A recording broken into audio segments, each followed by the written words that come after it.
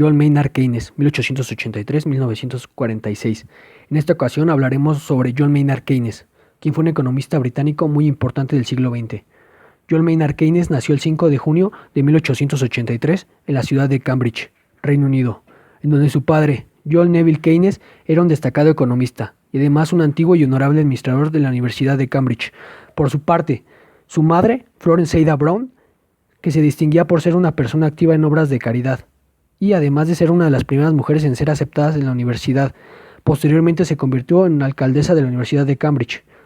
Su casa se encontraba en Harvey Road, lugar donde John Maynard Keynes recibió una crianza honesta, próspera y centrada en el bien común. Dicha propiedad permaneció en manos de sus padres toda su vida, la cual fue muy longeva, a tal punto que asistieron a la misa en memoria de su hijo, el cual falleció en 1946. Un dato curioso es que la casa donde habitaba la familia Keynes se llegó a convertir en una casa para estudiantes, donde en el comedor, lugar donde incontables veces convivieron grandes figuras, posteriormente se convirtió en un sitio donde estudiantes convivían y realizaban sus tareas. John Maynard Keynes fue el mayor de 3 hermanos. Por su parte, su hermana Margaret contrajo nupcias con el ganador del premio Nobel en Fisiología Archibald Hyde, mientras que su hermano menor, Geoffrey Keynes, fue un reconocido cirujano y un gran bibliófilo. Keynes estudió en el Colegio Eton en 1897, gracias a una beca que obtuvo. En Eton tuvo una trayectoria escolar impecable. Posteriormente ingresó a King's College, en la Universidad de Cambridge, para estudiar matemáticas y teoría de probabilidades en 1902. En ese mismo año conoció a Alfred Marshall y Arthur Pigou, que influyeron mucho en la decisión de Keynes, ya que lo aconsejaron y por ello decidió estudiar economía. En ese mismo año se hizo miembro de una peculiar sociedad estudiantil, denominada Los Apóstoles, en la cual se solía debatir sobre verdades fundamentales. Dicha sociedad fue descrita por el Dr. George Rylands, que perteneció a la misma durante la década de los años 20. En palabras del Dr. George Rylands, durante una entrevista menciona que la sociedad era extremadamente seria y de intelectuales. Además era secreta y nadie sabía de ella, incluso el mismo doctor, sino hasta que se acercaron a él y fue considerado para ser miembro. Después de un tiempo se unió a un grupo intelectual y artístico llamado Círculo de Bloomsbury.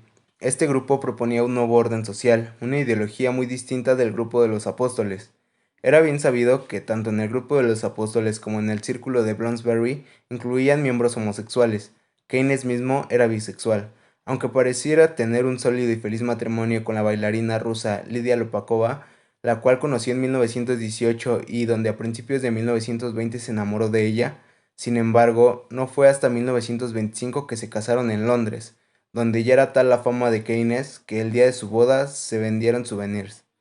Keynes siempre apoyó a su esposa en su carrera a tal punto de que por ella fundó y financió el Teatro de Artes de Cambridge en 1936, reflejando así su interés por las artes y dejando entrever que no solo era una persona intelectual, sino multifacética.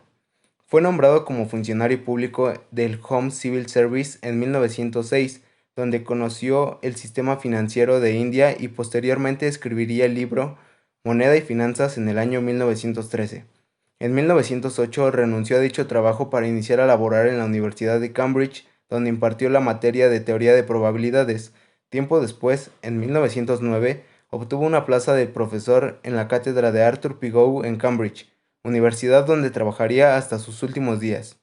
En 1911 fue nombrado como editor de la revista Economics Journal y fue miembro de la Royal Commission on Indiana Finance and Currency. En el verano de 1919, después de la Primera Guerra Mundial, apareció un joven economista, John Keynes, quien después de renunciar a su puesto en la delegación británica para la Conferencia de la Paz, la que tenía lugar en Versalles, decidió acudir a la casa de Charleston en Sussex para escribir su famoso libro Las consecuencias económicas de la paz, donde muestra su postura en contra de las condiciones impuestas a los alemanes derrotados y muestra cómo la guerra había dañado la forma en que Europa se sustentaba, criticando durante cómo el Tratado de Paz no hacía nada para reparar dicho daño, culpando directamente a las potencias de haber realizado un tratado inmoral. En 1923 publicó un tratado sobre la reforma monetaria, partido del restablecimiento del patrón oro. Estimaba que debía reformarse y se opuso a los intereses de la City y la decisión de Winston Churchill de fijar la paridad. de la libra a la tasa que tenía en 1914. En el siguiente, un tratado del dinero en 1930, se ocupó de las fluctuaciones de las economías industrializadas y sostuvo que frente al estancamiento debía recurrirse a la política fiscal para luchar contra el desempleo. Y entonces llegó el crash de la bolsa de New York en 1929 y la Gran Depresión. Keynes dedicó sus mejores esfuerzos a transformar una teoría que pensaba inadecuada para hacer frente a los problemas de la economía mundial, el hundimiento de la actividad productiva. La falta de demanda efectiva requería la intervención de las autoridades porque el sistema sería incapaz de recuperarse por sí mismo. Con la teoría general nació el keynesianismo, base de la macroeconomía moderna. En 1941 viajó a Washington para conocer la opinión de la administración americana sobre el orden monetario para la posguerra, un mundo monetario de dos tipos de cambio fijos con el dólar como divisa de anclaje y el restablecimiento del multilateralismo en el comercio internacional. Al año siguiente comenzaron las negociaciones que concluyeron en los acuerdos de la conferencia de Bretton Woods. Maynard Keynes murió el 21 de abril de 1946 a causa de un infarto cardíaco. Sus problemas cardíacos se agravaron por la presión de su trabajo en los problemas financieros internacionales de la posguerra. Keynes fue un gran economista original, especulador afortunado, negociador hábil. La economía keynesiana recibe su nombre Teorías y principios del economista británico John Maynard Keynes, considerado como el fundador de la macroeconomía moderna. Su obra más famosa, la Teoría General del Empleo, el interés del dinero, fue publicada en 1936, pero su precursora de 1930, el Tratado sobre el Dinero, es a menudo considerada como más importante para el pensamiento económico. Hasta entonces, la ciencia económica analizaba solo condiciones estáticas, esencialmente estudiando en detalle una instantánea de un proceso en rápido movimiento. En su tratado, Keynes creó un enfoque dinámico que convirtió la ciencia económica en un estudio del flujo de ingresos y gastos y abrió nuevas perspectivas para el análisis económico. En las consecuencias económicas de la paz de 1919, Keynes predijo que las duras condiciones impuestas a Alemania en el Tratado de la Paz de Versalles para poner fin a la Primera Guerra Mundial desembocaron de otra guerra europea. Recordó las elecciones de Versalles y de la Gran Depresión cuando encabezó la delegación británica en la conferencia celebrada en Bretton Woods en 1944, que estableció las guerras para garantizar la estabilidad del sistema financiero internacional. En los años 30 se dio la Gran Depresión. La teoría económica que se tenía en ese momento no podía explicar las causas del grave derrumbe económico mundial, ni tampoco brindar una solución adecuada de políticas públicas para reactivar la producción y el empleo. El economista británico John Keynes encabezó una revolución del pensamiento económico que cambió la idea entonces vigente de que el libre mercado automáticamente generaría pleno empleo, donde toda persona que buscara trabajo lo obtendría, pero a costa de que los trabajadores se adaptaran a los salarios ya impuestos. El principal postulado de la teoría de Keynes es que la demanda agregada, o sea, la sumatoria del gasto de los hogares, las empresas y el gobierno, es el motor más importante de una economía. Keynes sostenía también que el libre mercado carece de mecanismos de autoequilibrio que lleven al pleno empleo. Los economistas keynesianos justifican la intervención del Estado mediante políticas públicas orientadas a lograr el pleno empleo y la estabilidad de precios. La idea revolucionaria de Keynes argumentaba que una demanda general incorrecta podría dar lugar a largos periodos de desempleo. El producto de bienes y servicios de una economía es la suma de 4 componentes: consumo, inversión, compras del gobierno y exportaciones netas. Cualquier aumento de la demanda tiene que provenir de uno de esos 4 componentes, pero durante una recesión suelen intervenir fuerzas poderosas que deprimen la demanda al caer el gasto.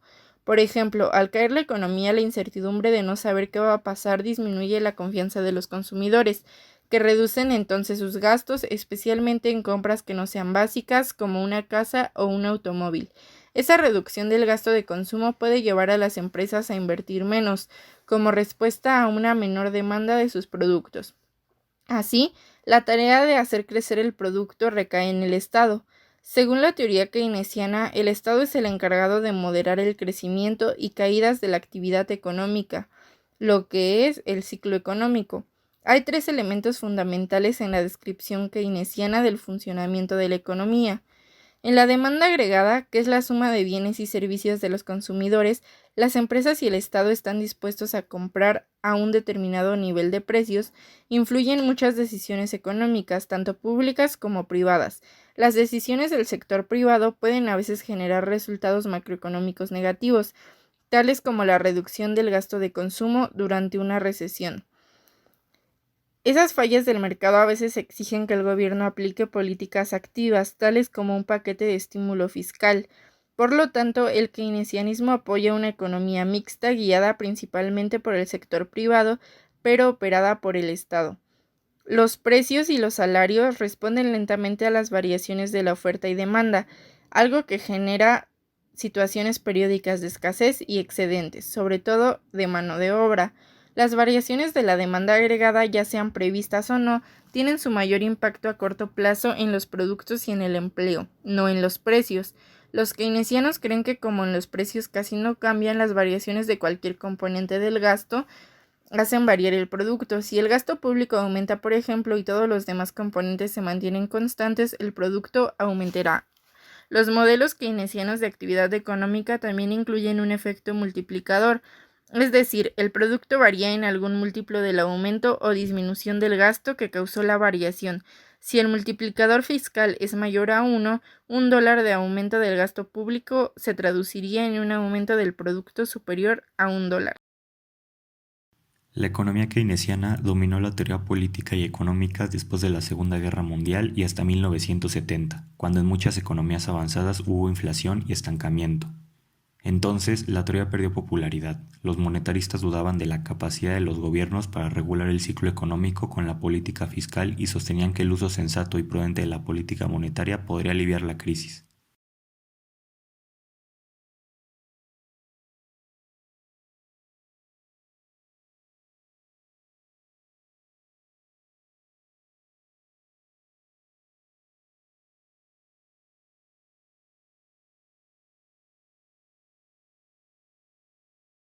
Lo que distingue a los keynesianos de otros economistas es su creencia en las políticas intervencionistas para reducir la amplitud del ciclo económico. Keynes propugnaba políticas fiscales anticíclicas, por ejemplo, incurrir en un gasto deficitario destinado a proyectos de infraestructura que demandan mucha mano de obra para estimular el empleo y estabilizar los salarios cuando la economía se contrae, y elevarían los impuestos para enfriar la economía y evitar la inflación ante un abundante crecimiento de la demanda. La política monetaria también podrá utilizarse para estimular la economía, bajando las tasas de interés para alentar la inversión. La excepción ocurre durante una trampa de liquidez, cuando el incremento de la oferta monetaria no logra reducir las tasas de interés y no impulsa el producto ni el empleo. Los miembros de la escuela monetarista creían que a largo plazo una política monetaria expansiva solo genera inflación, por lo que los economistas keynesianos incorporan a la teoría original una mejor integración del corto y largo plazo, y una comprensión de la neutralidad del dinero a largo plazo.